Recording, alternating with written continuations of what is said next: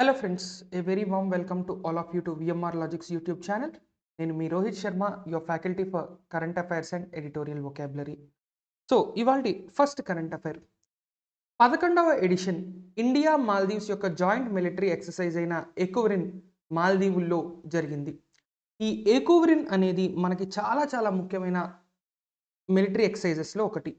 ఎందుకు అంత ముఖ్యమైనది అంటే మాల్దీవ్స్ యొక్క రక్షణ బాధ్యతలు చాలా వరకు కూడా భారతే చేపడుతుంది.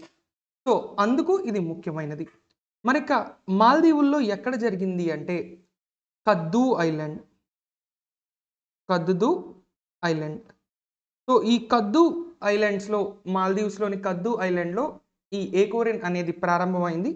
డిసెంబర్ 6 నుంచి 19 వరకు ఇక్కడ ఏకోరిన్ ఎక్సర్సైజ్ అయితే జరగబోతోంది. ఎకోవరిన్ అంటే మీనింగ్ ఏంటి? ఇది కూడా ఒకసారి ఒక ఎగ్జామ్లో అడగడం జరిగింది. ఎకోవరిన్ అంటే మీనింగ్ ఫ్రెండ్స్ అని. ఏ భాషలో? దివేహి అనే లాంగ్వేజ్లో. దివేహి అనేటటువంటి భాషలో ఏకువరిన్ అంటే స్నేహితులు అనేటటువంటి అర్థం. ఇక 2009 నుంచి ఏకోవరిన్ అనేటటువంటి ఎక్సర్సైజ్ జరుగుతోంది. మాల్దీవ్స్ భారతదేశానికి స్ట్రాటజిక్గా కూడా చాలా చాలా ముఖ్యమైనటువంటి ప్రదేశం. ఎందుకు అంటే హిందూ మహాసముద్రంలో మనం ఎటువంటి రక్షణపరమైన కార్యకలాపాలు చేపట్టాలన్నా, రక్షణ రంగానికి సంబంధించి మనం ఎటువంటి ముందడుగులు వేయాలన్నా ఖచ్చితంగా మనకు కావాల్సిన హెల్ప్ ఎక్కడి నుంచి లభించాలి అంటే మాల్దీవ్స్ నుంచే లభించాలి. అలాగే భారతదేశం ఎప్పటి నుంచో కూడా మాల్దీవ్స్లోని ఏదైనా ఒక చిన్న దీవి కేంద్రంగా ఒక నేవీ బేస్ కానీ, ఎయిర్ ఫోర్స్ బేస్ కానీ పెట్టాలని ప్రయత్నాలు అయితే చేస్తోంది. అయితే మాల్దీవ్స్ చైనాకి పర్మిషన్ ఇచ్చింది కానీ భారత్‌కి ఇంకా పర్మిషన్ ఇవ్వలేదు. ఎందుకంటే చైనా వాళ్ళు ధన సాయం భయంకరంగా చేస్తున్నారు. కానీ అవసరమైనప్పుడు మాత్రం ఎప్పుడూ కూడా మాల్దీవ్స్‌కి సహాయం చేసింది ఎవరు అంటే భారతదేశమే. చైనా వాళ్ళు పేరుకి ఎప్పుడో అప్పులు ఇవ్వచ్చు కానీ అవసరానికి ఆదుకున్నది మాత్రం భారతదేశమే. సో ఇది మరికొన్ని రోజుల్లో ఏమైనా మాల్దీవ్స్ ఒప్పుకుంటుందేమో చూడాలి. ఇక ఈ ఏకువరిన్‌లో ముఖ్యంగా ఏంటి అంటే మనకి కౌంటర్ టెర్రరిజం, అదేవిధంగా కౌంటర్ ఇన్సర్జెన్సీ అంటే ఎవరైతే దొంగతనంగా చొరబాటు ఇటువంటివి చేస్తూ ఉంటారో వాళ్ళని ఏ విధంగా ఆపాలి, అదేవిధంగా 2 దేశాల మధ్యలో ఉత్తమ మిలిటరీ పద్ధతులు అలాగే అనుభవాల్ని షేర్ చేసుకోవడం, ఇటువంటివన్నీ కూడా ఇందులో ముఖ్యమైనటువంటి అంశాలుగా మనం చెప్పుకోవాలి. అలాగే ఇక్కడ మనం గత 2019లో చివరిసారి మనకి జరిగిందండి ఏకువరిన్. ఎక్కడ అంటే పూణేలోని ఔంధ్ మిలిటరీ స్టేషన్లో మనకి 2019లో జరిగింది. కరోనా కారణంగా 2020లో ఇది జరగలేదు. మళ్ళీ ఇప్పుడు 11వ ఏకువరిన్ 2021లో జరుగుతోంది. సో ఇంతవరకు మాత్రమే మనకి దీనికి సంబంధించి క్వెషన్స్ వచ్చే ఛాన్స్ ఉంది. ఇక మాల్దీవ్స్ అనగానే మనకి క్యాపిటల్ గుర్తు రావాలి. మాలే కరెన్సీ రూఫియా. అదేవిధంగా మాల్దీవ్స్ యొక్క అధ్యక్షుడు కూడా మనకి తరచుగా అడుగుతూ ఉంటారు. ఇబ్రహీం మహమ్మద్ సోలే.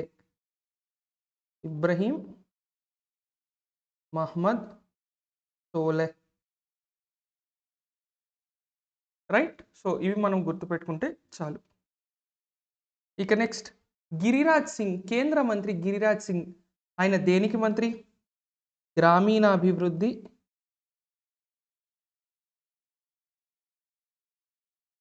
అలాగే పంచాయతీరాజ్.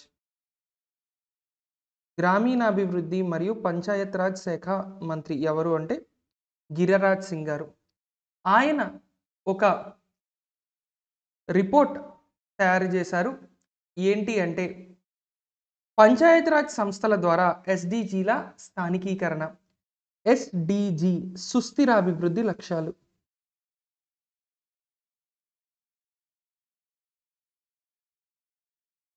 30 సుస్థిర అభివృద్ధి లక్ష్యాలు ఎవరిచ్చారు అంటే యుఎన్డిపి, ఐక్యరాజ్య సమితి అభివృద్ధి ప్రణాళికగా చెప్తాం.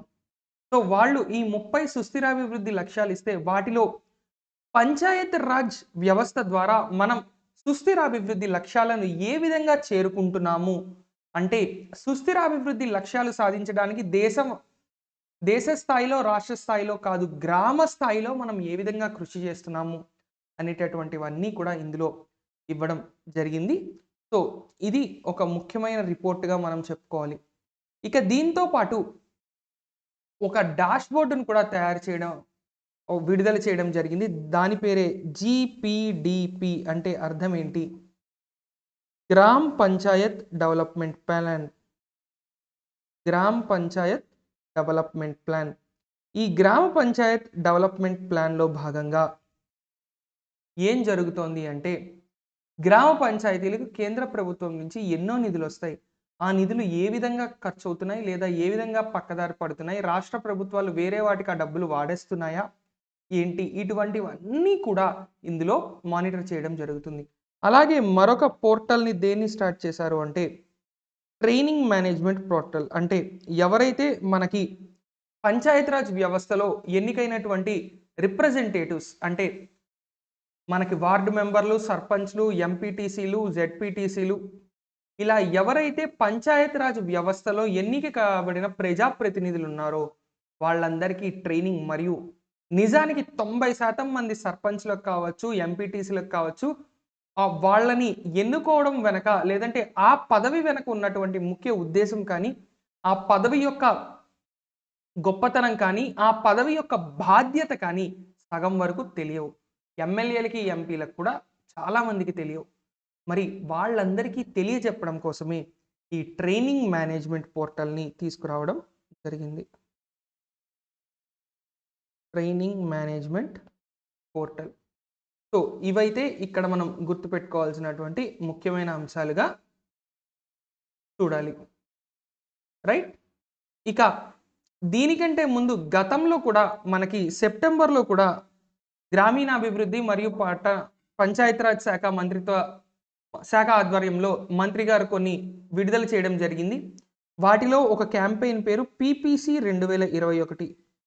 పీపుల్స్ ప్లాన్ క్యాంపెయిన్‌గా దీని పేరు చెప్తాం. గతంలో పీపుల్స్ ప్లాన్ క్యాంపెయిన్ అనేటటువంటి ఒక క్యాంపెయిన్‌ని కూడా లాంచ్ చేయడం జరిగింది. అదేవిధంగా వైబ్రెంట్ గ్రామ సభ అనే డాష్‌బోర్డ్‌ని కూడా విడుదల చేయడం జరిగింది. జస్ట్ ఈ పేర్లు గుర్తుపెట్టుకోండి. వైబ్రెంట్ గ్రామ సభ, పీపుల్స్ ప్లాన్ క్యాంపెయిన్, గ్రామ పంచాయతీ డెవలప్‌మెంట్ ప్లాన్ మరియు ట్రైనింగ్ మేనేజ్మెంట్ పోర్టల్. ఇవన్నీ కూడా మరి మనకి ఎవరు విడుదల చేశారు అంటే కేంద్ర మంత్రి గిరిరాజ్ సింగ్, గ్రామీణాభివృద్ధి మరియు పంచాయతీరాజ్ శాఖ మంత్రి. ఇక నెక్స్ట్ ఎయిర్టెల్ సంస్థ, ఇన్వెస్ట్ ఇండియా అనేటటువంటి సంస్థ, ఇవి రెండు కూడా కలిసి ఒక కొత్త ఇన్నోవేషన్ ఛాలెంజ్‌ని తీసుకురావడం జరిగింది. Airtel India startup innovation challenge. ఇందులో ముఖ్యంగా మనకి ఏంటి అంటే 5G, అదేవిధంగా ఐఓటీ. ఐఓటీ అంటే ఏంటి? Internet of things. ఇప్పుడు ఉదాహరణకి మీరు ఏసీల అడ్వర్టైజ్మెంట్లు కొన్ని చూసుంటారు. ఎక్కడో ఏదో ఊర్లో ఉన్న వాళ్ళు మీ ఇంట్లో, ఉదాహరణకి మీరిప్పుడు హైదరాబాద్‌లో మీ సొంత ఇల్లుంది. మీరు ప్రస్తుతం కర్నూలులోనో, కడపలోనో, లేదంటే శ్రీకాకుళంలోనో, విజయనగరంలోనో ఎక్కడో ఉన్నారు. అక్కడి నుంచి హైదరాబాద్‌లో మీ ఇంట్లో ఉన్న ఏసీ టెంపరేచర్ అనేది మీరు మార్చగలుగుతారు. లేదా ఇంకేదైనా వస్తువుల్ని ఆపరేట్ చేయగలుగుతారు. ఆ వస్తువులు జస్ట్ ఇంటర్నెట్‌కి కనెక్ట్ అయ్యి ఉంటే చాలు. దీన్నే ఇంటర్నెట్ ఆఫ్ థింగ్స్ అంటాం. అంటే ఎక్కడైనా ఉన్న వస్తువుని ఇంకెక్కడో ఉన్న వస్తువుతో కంట్రోల్ చేయడం. రిమోట్ కంట్రోల్ అనేది ఏంటి అంటే, రిమోట్ కంట్రోల్ ఇది కూడా ఒక రకమైనటువంటి రిమోట్ కంట్రోలే. నార్మల్ రిమోట్ కంట్రోల్ అంటే టీవీ రిమోట్ కావచ్చు, ఏసీ రిమోట్ కావచ్చు, ఇటువంటి వాటిలో ఐఆర్ బ్లాస్టర్ అనేటటువంటిది ఇన్ఫ్రారెడ్ టెక్నాలజీని వాడతాం.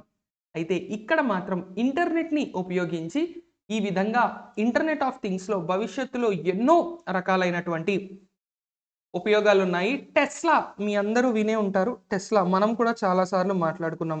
ఎలాన్ మస్క్ సంస్థ టెస్లా. ఈ టెస్లా కార్లు కూడా మీరు ప్రపంచంలో ఎక్కడ ఉన్నా సరే ఆ కారుని సులభంగా కంట్రోల్ చేయవచ్చు. Auto parking, auto driving facility ఉన్న కారు కాబట్టి మీరు ఉన్న చోటకి ఆ కారు వచ్చేలా కూడా మనం చేయొచ్చు. అదే మనకి ఇంటర్నెట్ ఆఫ్ థింగ్స్. ఇంకా 5G. 5G మనందరికీ తెలిసినటువంటిది. ఏ విధంగా ఉంటుంది? 4G కన్నా మరింత ముందుకు, మరింత అత్యాధునిక సెటప్ అయితే మనకి 5G. సో, ఈ 5G అలాగే ఇంటర్నెట్ ఆఫ్ థింగ్స్‌తో పాటు డిజిటల్ ఎంటర్‌టైన్‌మెంట్ ప్రస్తుతం 100% మంది ఇంట్లో టీవీల కంటే ఎక్కువగా ఫేస్‌బుక్, అమెజాన్ ప్రైమ్, నెట్‌ఫ్లిక్స్, ఆహా, జీ5, హాట్‌స్టార్ ఇటువంటి ఓటీటీ ప్లాట్‌ఫామ్‌ల మీదే ఎక్కువగా డిపెండ్ అవుతున్నారు ఎంటర్‌టైన్‌మెంట్ వినోద రంగంలో. ఇక యూట్యూబ్‌తో పాటు ఇంకా మనకి ఇన్‌స్టాగ్రామ్ కావచ్చు, ఇన్‌స్టా రీల్స్, ఎంఎక్స్ టకాటక్, మోజ్ ఇలా టిక్‌టాక్ వంటి యాప్స్ ఎన్నో వచ్చాయి. వాటన్నిటిలో కూడా విపరీతమైనటువంటి ఫాలోయింగ్ అయితే జనాలకుంది. సో, మరి వీటన్నిటిలో కూడా జనాలు ఆ రేంజ్‌లో టైమ్‌ని స్పెండ్ చేస్తున్నారు అంటే దాని నుంచి ఎలా ఎన్‌కాష్ చేసుకోవచ్చు, దాని మీద బిజినెస్‌లు ఎలా పెంచొచ్చు అనే ఐడియాస్ కూడా ఇక్కడ స్టార్టప్స్ కోసం తీసుకురావడం జరిగింది. ఇక ఇందులో మనకి ముఖ్యంగా ఏంటి అంటే ఇన్వెస్ట్ ఇండియా అనే కంపెనీ ఏంటి? ఇన్వెస్ట్ ఇండియా అనేది ఏంటి అంటే national investment promotion and facilitation agency. భారతదేశంలో పెట్టుబడుల యొక్క ప్రోత్సాహం మరియు మౌలిక సదుపాయాల కల్పనా సంస్థ. ఉదాహరణకి ఎవరైనా ఒక ఫారిన్ కంపెనీ ఒక 1000 కోట్లు ఇన్వెస్ట్‌మెంట్ చేస్తాను అంటే, వాళ్ళకి అవసరమైన వనరులు ఎక్కడ దొరుకుతాయి, ఇతరత్రా అంశాలను అన్నీ కూడా వీళ్ళే అక్కడికి వెళ్ళి, వాళ్ళకి ఎక్స్‌ప్లెయిన్ చేసి, వాళ్ళకి అవసరమైనటువంటి అన్ని రకాల సహాయాలు కూడా చేస్తూ ఉంటారు. సో, అది మనకి హ్మ్, ఇన్వెస్ట్ ఇండియా అనేటటువంటి సంస్థ. ఇక ఈ ఛాలెంజ్‌లో భాగంగా ఏంటి అంటే ఎవరైతే ఇందులో ఉత్తమమైన ఐడియాలతో వచ్చారో వాళ్ళకి ఎయిర్‌టెల్ యొక్క గ్లోబల్ పార్ట్నర్ ఎయిర్‌టెల్ యొక్క గ్లోబల్ పార్ట్నర్ ఎకోసిస్టమ్.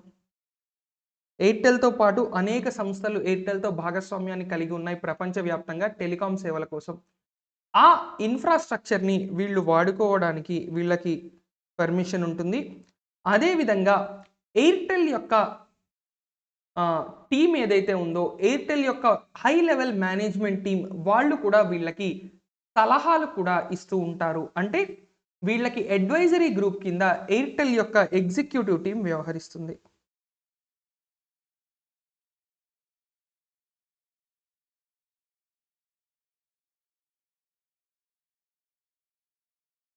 సో, ఈ 2 కూడా వాళ్ళకి బెనిఫిట్స్‌గా ఉంటాయి.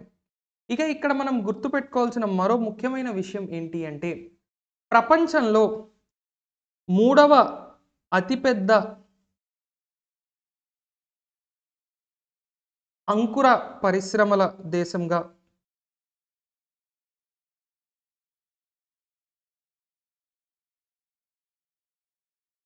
భారత్ ఇప్పటికే వార్తల్లో నిలిచింది. భారత్ ప్రపంచంలోనే మూడవ అతిపెద్ద అంకుర పరిశ్రమల వ్యవస్థ కలిగిన దేశంగా ఉంది. మొదటి స్థానంలో యూఎస్, రెండో స్థానంలో చైనా ఉంటే, మూడో స్థానంలో భారత్ నిలిచింది. భారత్‌లో మరిన్ని అంకుర పరిశ్రమలకి, మరిన్ని స్టార్టప్స్‌కి ఇంకా ఎక్కువ స్కోప్ ఉంది. కానీ, మనకి ఇక్కడ ఉన్నటువంటి కొన్ని పరిస్థితుల వల్ల వాటిని పూర్తి స్థాయిలో మనం వినియోగించుకోలేకపోతున్నాం. అందుకే మరిన్ని స్టార్టప్స్, మరిన్ని ప్రోత్సాహకాలు వీళ్ళు విడుదల చేయడం అయితే జరుగుతోంది. రైట్? సో, ఇది ఈ కరెంట్ అఫైర్‌కి సంబంధించింది. ఇక నెక్స్ట్ 5వ ద్వైమాసిక పరపతి విధాన సమీక్ష, ద్రవ్య విధాన సమీక్ష జరిగింది. సో, ఆర్‌బీఐ మనకి ప్రతి 2 నెలలకి ఒకసారి కీలక వడ్డీ రేట్లపై పరపతి విధాన లేదా ద్రవ్య విధాన పరి ఆహ్, మీటింగ్ సదస్సు అనేది జరుగుతుంది. దాన్నే బై మంత్లీ పాలిసీ రివ్యూ అని చెప్తాం. కీలక వడ్డీ రేట్లు యథాతథంగా ఉంచేసింది. ఏవీ మార్చకుండా అన్ని కీలక రేట్లను మరి ప్రస్తుతం రెపో రేటు ఎంత ఉంది అంటే 4% ఉంది. రివర్స్ రెపో రేటు ఎంతుంది అంటే ఎకానమీలో వీటన్నిటికి సంబంధించిన డాటా మీరు ఆల్రెడీ చదివే ఉంటారు. ఎకానమీలో చాలా ముఖ్యమైనటువంటిది. ఇక marginal standing facility MSF 4.25%, bank rate 4.25%, CRR 4%, SLR 18%. వీటన్నిటినీ కూడా గత సంవత్సరంన్నరగా కూడా అలాగే ఉంచేసింది. సో, ఎటువంటి మార్పులు అయితే లేవు. ఇవి మనం గుర్తుపెట్టుకోవాల్సింది. ఇక భారతదేశంలో ఉన్నటువంటి ఈ మానిటరీ పాలసీని మనం 4 విధాలుగా వర్గీకరిస్తాం. మొదటి దాని పేరు డోవిష్, రెండో దాని పేరు హాకిష్, మూడో దాని పేరు అకామడేటివ్,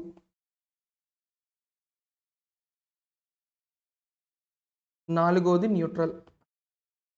డోవిష్, హాకిష్ పేర్లు అలాగే ఉంటాయి. న్యూట్రల్ అంటే తటస్థం, అకామడేటివ్ అంటే అందరికీ అందుబాటులో ఉండేలా పెట్టడం. సో డోవిష్ అనే దాంట్లో ఏంటి అంటే తక్కువ వడ్డీ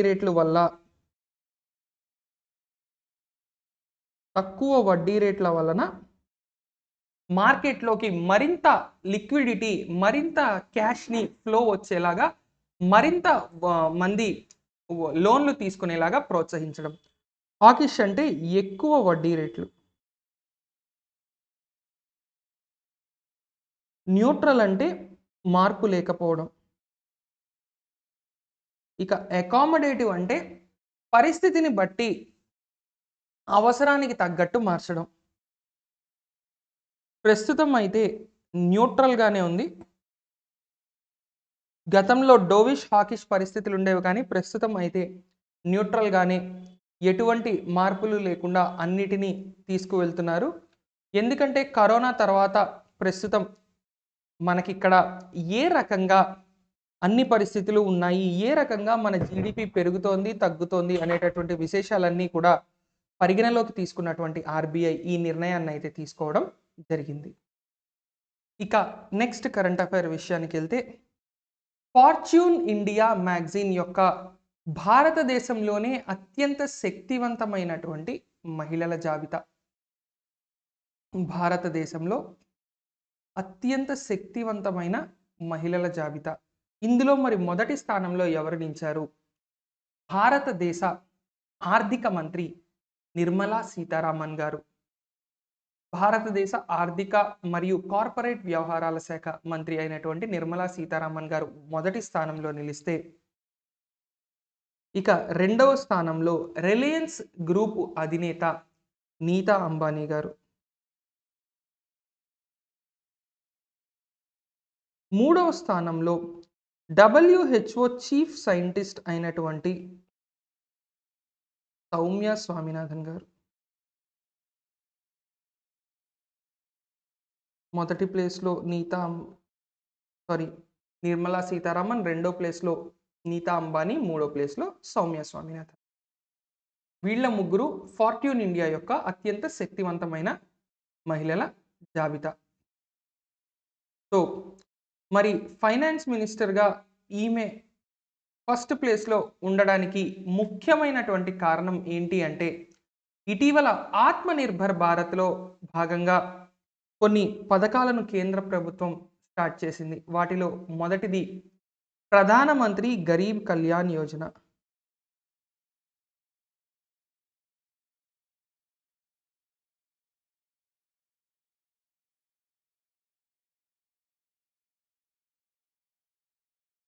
దీనివల్ల ఆమె పాపులారిటీ విపరీతంగా పెరిగింది అని ఇక్కడ మనకి ఒక రకంగా భారతదేశ ఆర్థిక వ్యవస్థ ఊతం ఇవ్వడానికి ఇది చాలా ముఖ్యమైనటువంటిది అని ఇక్కడ చెప్పడం. ఇక నీతా అంబానీ గారు రెండో ప్లేస్కి రావడానికి కూడా కారణం ఏంటి అంటే, ఆమె భారతదేశంలోనే మొట్టమొదటి కోవిడ్ ట్రీట్మెంట్ ఫెసిలిటీ 250 పడకల కోవిడ్ ఆసుపత్రిని నిర్మించడానికి ఆమె హెల్ప్ చేసింది అనే విషయంలో, ఆమె అందులో ఫ్రీ ట్రీట్మెంట్, అలాగే నిరంతరం 2000 బెడ్లకి ఆక్సిజన్ సప్లై, మొదట్లో 250 బెడ్ల ఫెసిలిటీగా ప్రారంభించి 2000 పడకలతో నిరంతర ఆక్సిజన్ సరఫరా, ఉచిత ట్రీట్మెంట్ ఇక్కడ ఇవ్వడం జరిగింది ముంబైలో.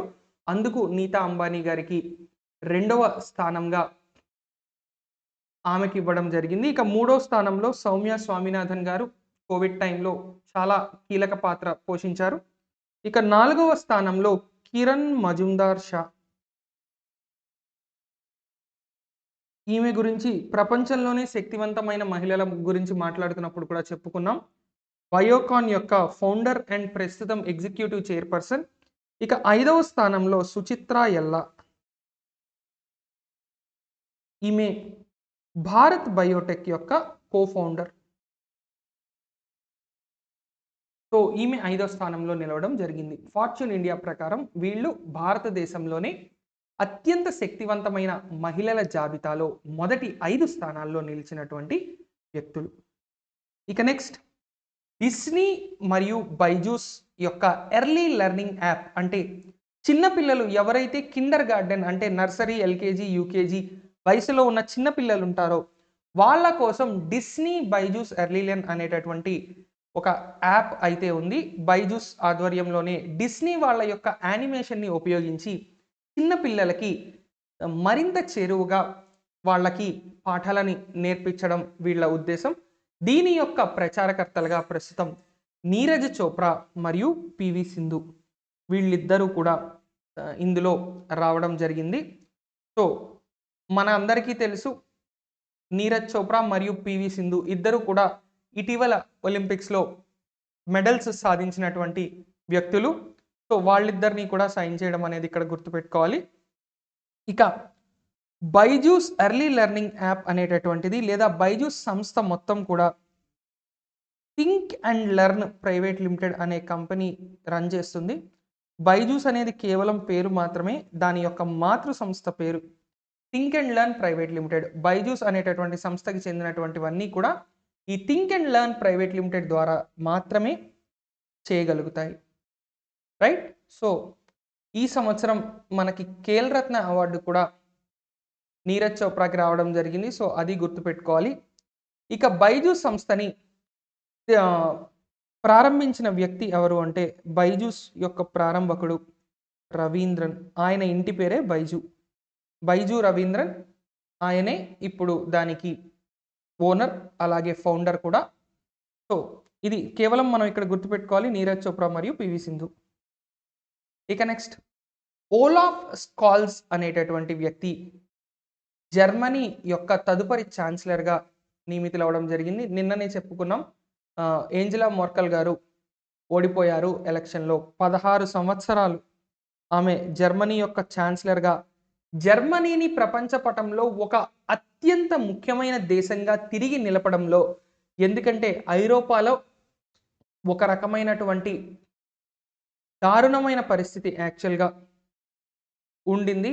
2005-2006 టైంలో ఆర్థిక మాంద్యం దెబ్బకి ఐరోపాలో ఎన్నో దేశాల యొక్క ఆర్థిక వ్యవస్థలు కుదేలైపోయిన పరిస్థితిలో జర్మనీ ఒక శక్తిగా ఎదగడంలో కీలక పాత్ర పోషించి 10-12 సంవత్సరాలుగా ప్రపంచంలోనే అత్యంత శక్తివంతమైన మహిళగా కూడా ఉన్నటువంటి ఏంజెలా మోర్కెల్ గారు మరి ప్రస్తుతం రిటైర్ అయిపోతున్నారు. ఆమె క్యాబినెట్లోనే ఆర్థిక మంత్రిగా ఉన్నటువంటి వ్యక్తి ఓలాఫ్ స్కోల్స్.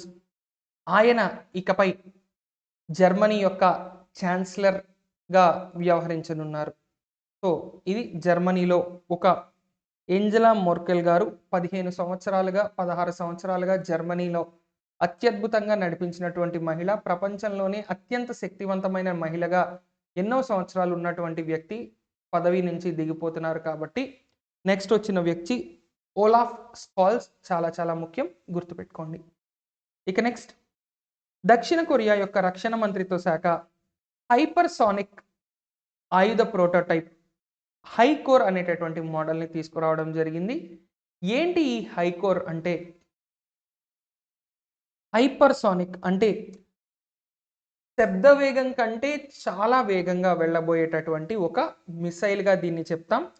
ఇందులో 2 స్టేజ్లతో సాలిడ్ ఫ్యూయల్ ఘన ఇంధనం, 2 స్టేజీల సాలిడ్ ఫ్యూయల్తో ఇది నడుస్తుంది. ఇందులో ఏంటి అంటే మనకి మ్యాక్ 5 అనేటటువంటి స్థాయిలో, మ్యాక్ అంటే speed of sound, Mach 2, Mach 3, Mach 4, Mach 5 ఇలా, మ్యాక్ 10 అంటే 10 రెట్లు, మ్యాక్ 5 అంటే శబ్ద వేగానికి 5 రెట్లు. శబ్ద వేగాన్ని మ్యాక్ అంటారు. ఇది శబ్ద వేగానికి 5 రెట్లు వేగంతో ప్రయాణిస్తుంది. అలాగే ఇందులో ఉన్న ఇంజిన్ పేరు స్క్రామ్‌జెట్ ఇంజిన్. మరి అంత వేగంతో ప్రయాణించాలి అంటే జెట్ ఇంజిన్‌లే అవసరమవుతాయి కదా! మరి ఘన ఇంధనం వాడడం వల్ల ఏంటి అంటే తక్కువ ప్లేస్‌లో ఎక్కువ ఇంధనాన్ని నింపే ఛాన్స్ ఉంటుంది. దీని వేగం గా శబ్ద వేగానికి 5 రెట్లుగా ఉంటుంది. దీన్ని నేలపై నుంచి, సబ్‌మెరైన్‌ల పైనుంచి, అదేవిధంగా రాకెట్ లేదా ఒక విమానం పైనుంచైనా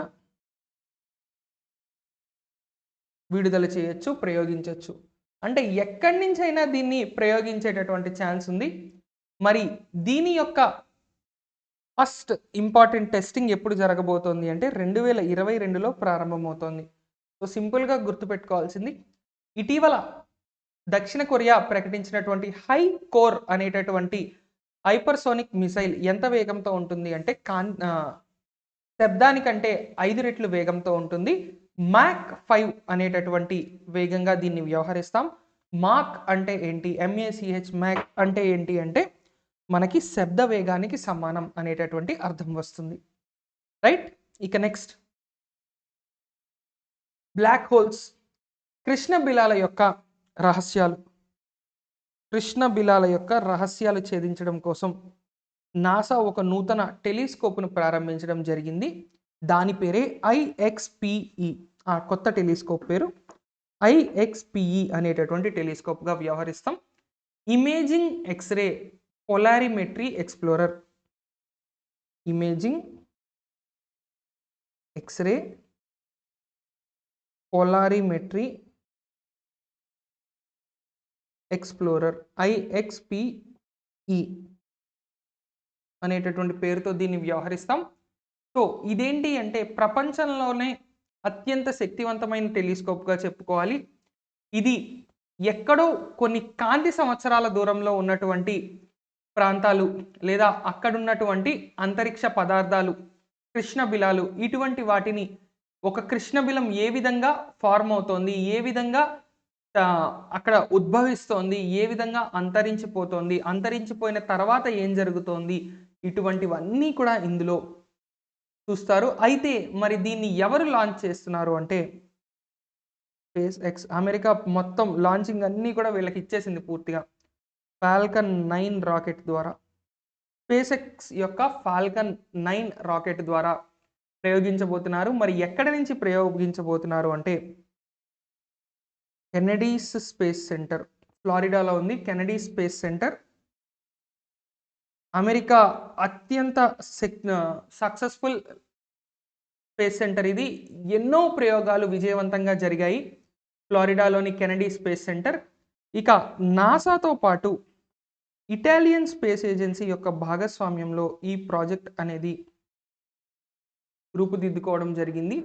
ముఖ్యంగా ఏంటి అంటే కాస్మిక్స్ ఎక్స్రే అంటే అంతరిక్షంలో వెలువడేటటువంటి ఆ ఎక్స్ కిరణాలను అధ్యయనం చేయడం కోసం అవి ఎక్కడి నుంచి వస్తున్నాయి, ఏ బ్లాక్ హోల్ నుంచి వస్తున్నాయి, అందులో ఉన్నటువంటి పరిస్థితులు ఏంటి, ఇటువంటివన్నీ కూడా ఇందులో అధ్యయనం చేయడం కోసం దీన్ని పంపించడం జరిగింది. సో చాలా చాలా ముఖ్యంగా దీన్ని గుర్తుపెట్టుకోవాలి. రైట్? ఇక నెక్స్ట్ భారత్ ఆసియా పారా యూత్ గేమ్స్లో 41 పథకాలు సాధించింది. 41 పథకాలు సాధించింది. అథ్లెటిక్స్లో 22, స్విమ్మింగ్లో 3, బ్యాడ్మింటన్లో 15, పవర్ లిఫ్టింగ్లో 1, మొత్తం 41 పథకాలు. మరి ఈ ఆసియా యూత్ పారా గేమ్స్ 4వ ఆసియా యూత్ పారా గేమ్స్ ఎక్కడ జరిగాయి అంటే రిఫా నగరం, బెహ్రెయిన్. బెహ్రెయిన్లోని రిఫా నగరంలో జరిగాయి. సో ఇందులో 700 మంది అథ్లెట్స్ పార్టిసిపేట్ చేస్తే భారత్ మొత్తం 41 పతకాల్ని సాధించడం జరిగింది. ఇక ఇక్కడ మరో ముఖ్యమైన విషయం మనం గుర్తుపెట్టుకోవాలి. 9 రకాలైనటువంటి క్రీడాంశాల్లో పోటీ నిర్వహించడం జరిగింది. ఈ 9 రకాల్లో కూడా భారత్ పార్టిసిపేట్ చేసింది. అయితే వాటిలో 4 అంశాల్లో భారత్‌కి పతకాలు రావడం కూడా జరిగింది. ఇక 2025 ఆసియా పారా యూత్ గేమ్స్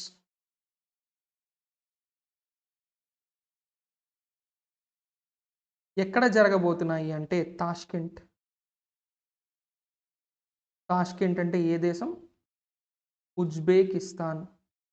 ఉజ్బెకిస్తాన్‌లోని తాష్కెంట్‌లో రాబోయే నెక్స్ట్ ఆసియా పారా యూత్ గేమ్స్ అయితే జరగబోతున్నాయి.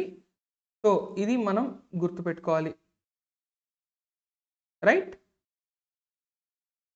ఇక ఇందులో మనకి ముఖ్యమైనటువంటి వ్యక్తి ఇద్దరున్నారు. ఫస్ట్ ఎవరు అంటే కాశిష్ లక్రా.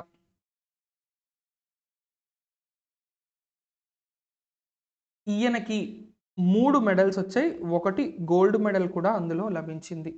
సో మనకి అందరినీ, ఎందుకంటే 41 మంది ఉన్నారు కాబట్టి అందరినీ అడగరు. 12 గోల్డ్ మెడల్స్ వచ్చాయి కాబట్టి వాళ్ళందరి పేర్లు కూడా ఉండవు. కానీ అత్యధిక మెడల్స్ గెలిచినటువంటి వ్యక్తి కాశిష్ లక్రా. సో ఈ కాశిష్ లక్రా మనకి క్లబ్ త్రో అనేటటువంటి ఈవెంట్లో 3 మెడల్స్, అందులో 1 గోల్డ్ మెడల్ కూడా లభించింది. ఇక అనన్య బన్సల్ మొట్టమొదటి మెడల్ని ఈ క్రీడల్లో భారత్కి అందించింది. ఇదొక సిల్వర్ మెడల్గా మనం చెప్పుకోవాలి. సో అనన్య బన్సల్కి సిల్వర్ మెడల్ వచ్చింది. ఎందులో అంటే షార్ట్ పుట్లో అనన్య బన్సల్కి మొట్టమొదటి మెడల్ సిల్వర్ మెడల్. సో ఇవి మనం గుర్తుపెట్టుకుంటే సరిపోతుంది. ఇక నెక్స్ట్, భారతదేశ మొట్టమొదటి CDS, chief of defence staff. So గతంలో సిడిఎస్ అనే పోస్ట్ ఎప్పుడో ఉండేది, ఆ తర్వాత తీసేశారు. మళ్ళీ గతంలో చీఫ్ ఆఫ్ డిఫెన్స్ అని ఉండేది, రకరకాల పేర్లతో ఉండేది. తర్వాత దాన్ని రిమూవ్ చేసి మొట్టమొదటి చీఫ్ ఆఫ్ డిఫెన్స్ స్టాఫ్ అనేటటువంటి పేరుతో జనరల్ బిపిన్ రావత్ గారిని నియమించడం జరిగింది.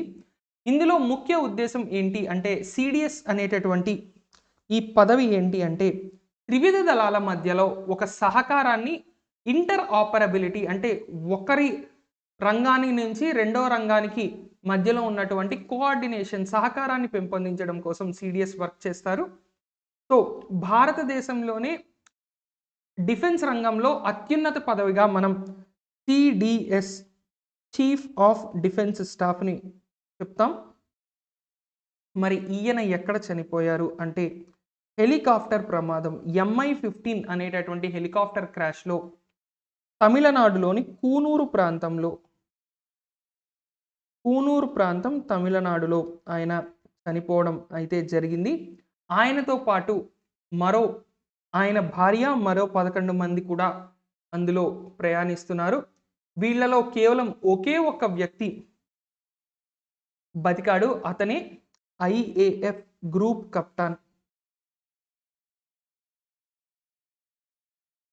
IAF గ్రూప్ కెప్టెన్ ఆయన పేరు వరుణ్ సింగ్.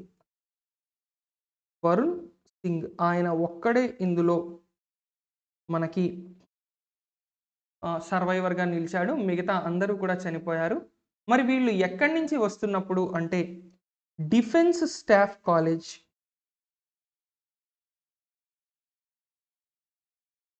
వెల్లింగ్టన్ అనేటటువంటి ప్రాంతంలో ఉంది. ఇది నీలగిరి అడవుల మధ్యలో ఉంటుంది.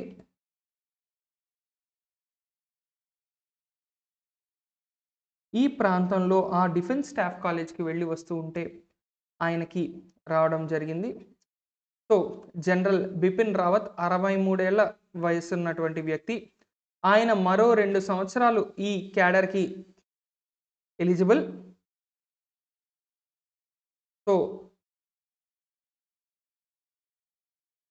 కానీ అర్ధాంతరంగా ఆయన చనిపోవడం భారతదేశానికి ఒక తీరని లోటుగానే మనం ఇక్కడ చెప్పుకోవాలి. ఇక నెక్స్ట్, యుఎన్ ఐక్యరాజ్య సమితి, ఇంటర్నేషనల్ యాంటీ కరప్షన్ ఏజెన్సీ, అంతర్జాతీయ అవినీతి వ్యతిరేక సంస్థ యొక్క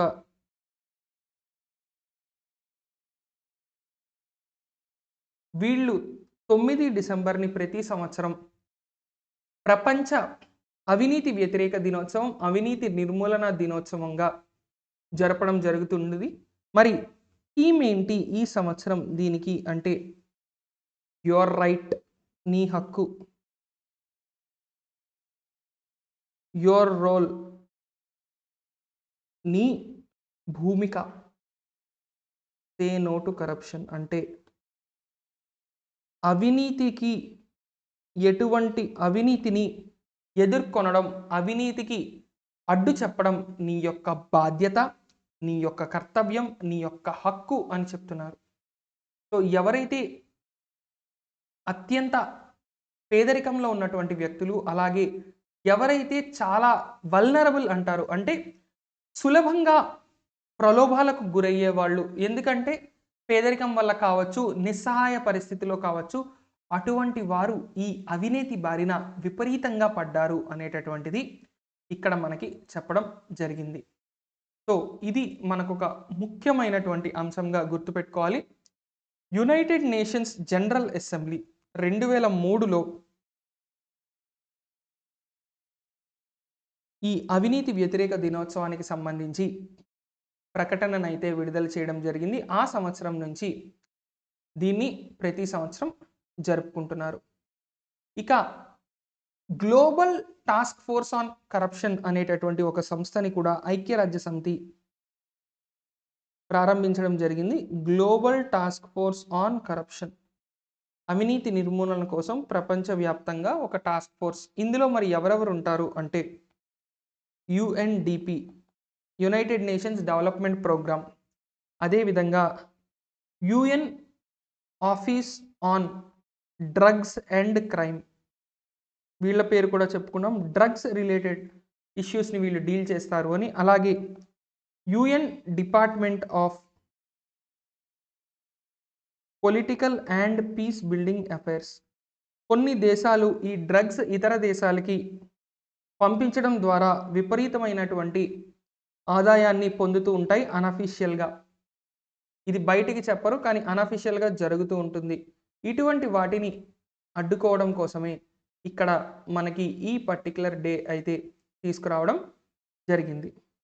ఇక next and last current affair for today, Pushkar Singh Dhami Uttarakhand యొక్క ముఖ్యమంత్రి. ఆయన మిల్క్ ప్రైస్ ఇన్సెంటివ్ స్కీమ్, పాల యొక్క ధరకి ప్రోత్సాహకాన్ని అందించేటటువంటి ఒక కార్యక్రమాన్ని ప్రారంభించడం జరిగింది.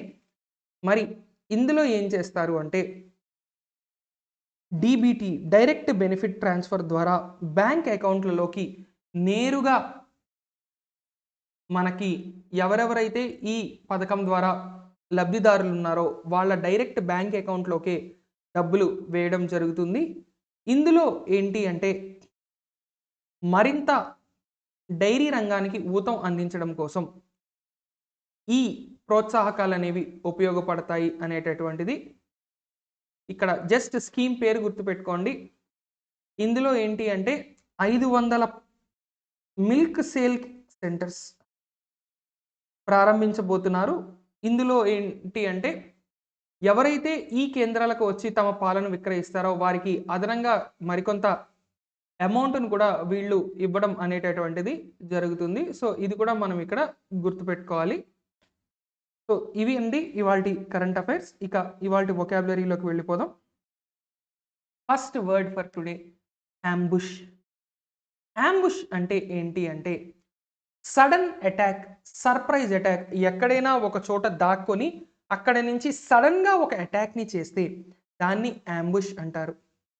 To make a surprise attack on somebody or something from A hidden position అంటే ఎక్కడో దాక్కొని ఒక్కసారి చుట్టుముట్టేసినట్టు అటాక్ చేస్తే దాన్ని అంబుష్ అనేటటువంటి పేరుతో పిలవడం జరుగుతుంది.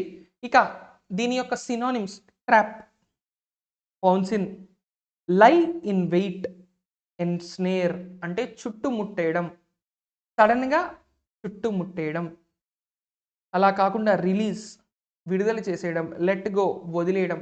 ఇవి దీని యొక్క ఆపోజిట్స్గా చెప్పుకుంటాం.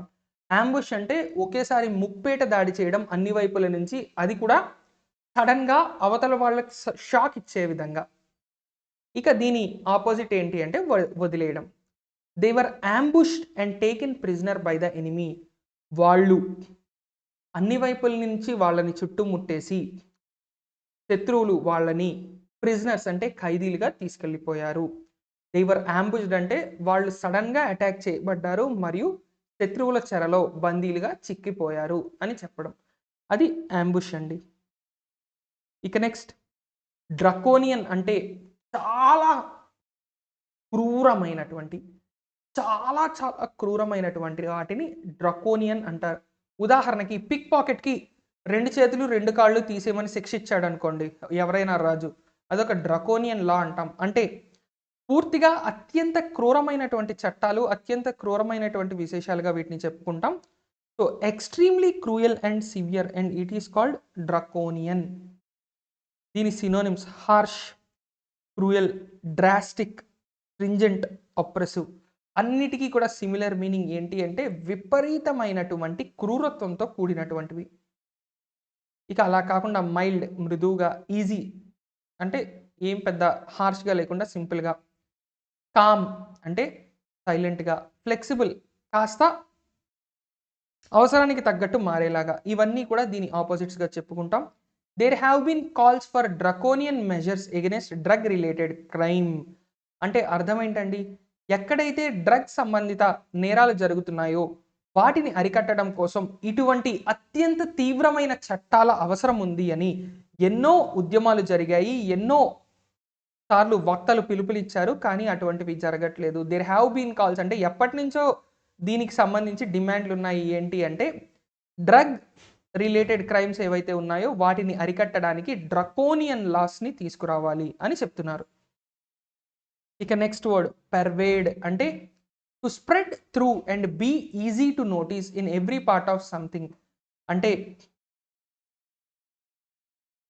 ఏదైనా కూడా చాలా సులభంగా కంటికి చిక్కడం, అంటే ఈజీగా బయటికి తెలిసిపోవడం, చాలా సింపుల్గా యాక్చువల్గా తెలియకూడదు బయటికి సింపుల్గా తెలిసిపోవడం. ఉదాహరణకి బిగ్ బాస్ చూసే అలవాటు ఉంటే ఆదివారం రాత్రి 9 గంటలకి బిగ్ బాస్ మొదలవుతుంది, 10 గంటలకి ఎలిమినేషన్ జరుగుతుంది, కానీ శనివారం సాయంత్రానికే మనం ఎవరు ఎలిమినేట్ అయ్యారో కూడా తెలుసుకోగలుగుతాం. అంటే అక్కడ ఆ సీక్రెట్ అనేది సీక్రెట్గా లేదు, అందరికీ అన్నీ ఈజీగా తెలిసిపోతున్నాయి. ఎందుకు అంటే సెట్లో పనిచేసే ప్రతి ఒక్కళ్ళు కూడా కొంత అమౌంట్ తీసుకొని వేరే వాళ్ళకి లీకులు అయితే అందిస్తూ ఉంటారు. సో అది కూడా మనం ఇక్కడ ఒక ముఖ్యమైనటువంటి పాయింట్గా గుర్తుపెట్టుకోవాలి. మరి ఈ పర్వేడ్ అనే దానికి సినోనిమ్స్ డిఫ్యూజ్, స్ప్రెడ్ త్రూ, పెర్మియేట్ అంటే బయటికి పొక్కడం. అలా కాకుండా డిప్లీట్ అంటే తగ్గించుకుంటూ రావడం, బయటికి పొక్కకుండా దేన్నైనా సీక్రెట్గా ఉంచడం. టేక్అవుట్ అంటే అక్కడి నుంచి బయటికి తీసుకెళ్ళిపోతే ఇంకా అక్కడ ఏది ఎవరికి కనిపించదు కదా. The smell of death that pervaded the school was most potent there. అంటే ఏదో చనిపోయిన వాసన స్కూల్ మొత్తం ఎంతలా వ్యాపించింది అంటే అది చాలా బలంగా అక్కడ వ్యాపించింది. ఏదో ఒక జంతువు చనిపోయింది అనుకుందాం స్కూల్ సెలవులు ఇచ్చే టైంలో, స్కూల్ సెలవుల నుంచి తిరిగి ఓపెన్ చేసిన టైంకి విపరీతంగా ఆ వాసన స్కూల్ మొత్తం పట్టేసింది అని చెప్తున్నారు. సో అది ఇక్కడ ఎగ్జాంపుల్. ఇక నెక్స్ట్ పదం విషయానికి వస్తే ఇన్ఎవిటబుల్ అంటే ఎట్టి పరిస్థితుల్లో దాన్ని మనం వదలలేము, ఆపలేము. You cannot avoid or prevent అని చెప్తాం. అదే ఇన్ఎవిటబుల్. ఖచ్చితంగా దాన్ని మనం ఆపలేము, అడ్డగించలేము, అడ్డుకోలేము. Unavoidable, certain, sure, unpreventable, bound to happen. ఇవన్నీ కూడా దీని సినోనిమ్స్గా మనం చెప్తాం. అంటే దీన్ని ఆపలేము, ఇది ఖచ్చితంగా జరగాల్సిందే, దీన్ని అడ్డుకోలేము, అది అలాగే జరగనివ్వడం బెటర్. దీని ఆపోజిట్స్ ఇన్ఎవిటబుల్, ఆపోజిట్ ఎవిటబుల్ అంటే జరగకుండా ఆపచ్చు. అన్సర్టైన్ అంటే జరుగుతుందో లేదో తెలియదు. అవాయిడబుల్ ఖచ్చితంగా ఆపచ్చు. అన్ష్యూర్ ఒక dilemma. The ketchup has to be there on every table, it is inevitable. ప్రతి టేబుల్ పైన ఖచ్చితంగా కెచప్ పెట్టాల్సిందే. దీన్ని మనం ఎట్టి పరిస్థితుల్లో కూడా ఆపలేము, ఆపకూడదు అని చెప్తున్నారు. ఇక్కడ ఎందుకు అంటే అదొక హోటల్ అవ్వచ్చు, ఒక రెస్టారెంట్ అవ్వచ్చు. అక్కడ కెచప్ అనేది మ్యాండేటరీ అయ్యుండొచ్చు. మరి ప్రతి టేబుల్ మీద ఖచ్చితంగా పెట్టాలి అని అందుకే వీళ్ళు ఇక్కడ చెప్పడం జరుగుతోంది. అదే ఇక్కడ ఇన్ఎవిటబుల్. ఇక next repentance, the action of repenting, sincere regret or remorse. పశ్చాత్తాపపడడం అంటే పశ్చాత్తాపడుతూ ఎవరికైనా ఏదైనా తెలియజేయడం, లేదా పశ్చాత్తాపాన్ని చాలా సిన్సియర్గా చెప్పడం. పశ్చాత్తాపానికి సంబంధించినటువంటి పదాలు ఇక్కడ మనకి రిపెంటెన్స్ అనేటటువంటి దాంట్లో వాడతాం. దీని సినోనిమ్స్ రిమోర్స్, కాంట్రిషన్, పెనిటెన్స్. ఇవన్నీ కూడా ఏంటి అంటే పశ్చాత్తాపాన్ని ఎక్స్ప్రెస్ చేయడానికి చెప్తాం. మరి పశ్చాత్తాపానికి ఆపోజిట్ ఆనందం, సాటిస్ఫాక్షన్ అంటే సంతృప్తి. ట్రూ రిపెంటెన్స్, నిజమైన పశ్చాత్తాపం will be accepted in the spirit given. అంటే నిజంగా ఎవరైనా పశ్చాత్తాపడితే దాన్ని అందరూ కూడా ఆమోదిస్తారు. అది ఆమోదయోగ్యమైనది. నిజమైన పశ్చాత్తాపం అనేటటువంటిది ఆమోదయోగ్యమైనది అని చెప్తున్నారు ఇక్కడ. That is repentance. ఇక నెక్స్ట్ అబ్రోగేట్ అంటే ఏదైనా ఒక చట్టాన్ని అఫీషియల్గా ఎండ్ చేయడం. ఏదైనా ఒక చట్టాన్ని అఫీషియల్గా ఎండ్ చేయడం. ఇటీవల వ్యవసాయ చట్టాలు, కేంద్ర ప్రభుత్వం, ఆంధ్రాలో 3 రాజధానుల బిల్లు, వీటిని మరింత సహేతుకంగా మళ్ళీ తీసుకొస్తామని ముఖ్యమంత్రి జగన్ గారు ప్రకటన చేశారు. కానీ ప్రస్తుతానికైతే అఫీషియల్గా ఆ చట్టాన్ని రద్దు చేయడమే జరిగింది. దీన్నే repeal, do away with, repudiate, cancel, ఇలా ఏ పదాన్నైనా వాడతాం. క్యాన్సిల్ అనే పదం అంత అఫీషియల్గా ఉండదు కాబట్టి మనం అబ్రోగేట్, రిపీల్, రెప్యూడియేట్ అనేటటువంటి పదాలని ఇక్కడ ఎక్కువగా వాడుతూ ఉంటాం. ఇక దీని యాంటనిమ్స్ ఏమవుతాయి? ఎనాక్ట్ అంటే ఒక చట్టాన్ని తీసుకురా, అప్రూవ్ చట్టాన్ని ఆమోదించు, శాంక్షన్ దానికి పెర్మిషన్లన్నీ ఇచ్చేయి. The rule has been abrogated by mutual consent అంటే పరస్పర అంగీకారంతో ఆ రూల్ ఏదైతే ఉందో, ఆ నియమం ఏదైతే ఉందో అది పూర్తిగా అంతమొందించారు, అది పూర్తిగా తీసేశారు పరస్పర అంగీకారంతో. మ్యూచువల్ కన్సెంట్, కన్సెంట్ అంటే అంగీకారం, మ్యూచువల్ కన్సెంట్ అంటే పరస్పర అంగీకారం. సో పరస్పర అంగీకారంతో ఆ చట్టాన్ని బాయ్ చెప్పేశారు. ఇక నెక్స్ట్ ఇంట్రిగ్యూయింగ్ అంటే వెరీ ఇంట్రెస్టింగ్, చాలా ఆసక్తికరమైంది.